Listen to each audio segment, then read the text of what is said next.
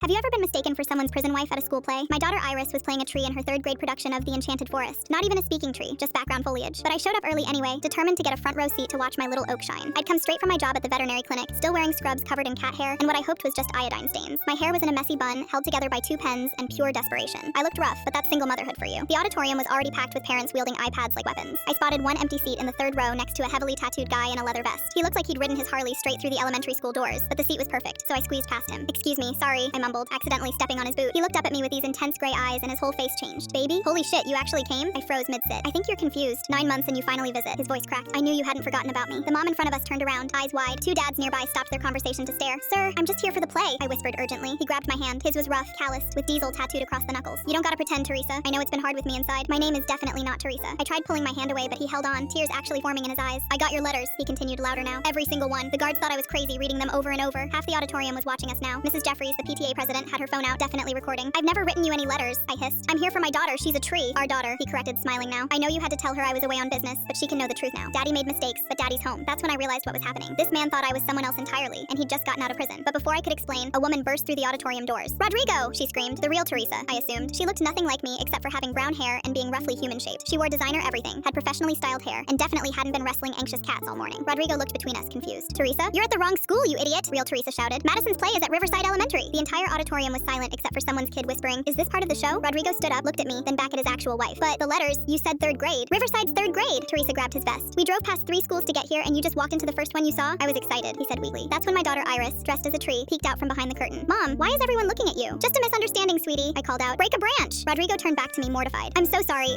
You were sitting in the exact seat she described, and the scrubs. She's a nurse. Vet tech," I corrected. "I told everyone you were coming," he continued sadly. "My whole cell block knew about tonight. They made me a good luck card. Despite everything, I felt bad for the guy. Hey, Riverside's only 10 minutes away. If you hurry, you won't miss much." Teresa was already dragging him toward the exit, but he turned back. "Your daughter makes a beautiful tree." "Thanks," I said. "Good luck with Madison." As they left, he called out, "She's playing a mushroom." The moment the doors closed, the auditorium exploded in whispers. Mrs. Jeffries immediately posted her video to the school's Facebook page with the caption, "Drama at the school play," and it wasn't even on stage. The play went on, though nobody paid attention. Everyone kept glancing at me and whispering. When Iris did her one spin as tree number 3, I cheered so loud that several people jumped. After the show, Iris ran to me. "Mom, Olivia's mom said you know someone from jail." "Just a misunderstanding, baby. Sometimes people mix things up, like when you called my teacher dad at conference." Exactly like that. The next morning, I found a note on my car. "Sorry again about yesterday. Madison killed it as a mushroom. Your kid's probably cooler than mine. Rodrigo. P.S. Teresa says sorry too, but she's still mad I can't read maps." I kept that note. Sometimes when I'm having a bad day, I remember that for 5 minutes, a stranger thought I was worth crying over in public, even if I was the wrong person entirely.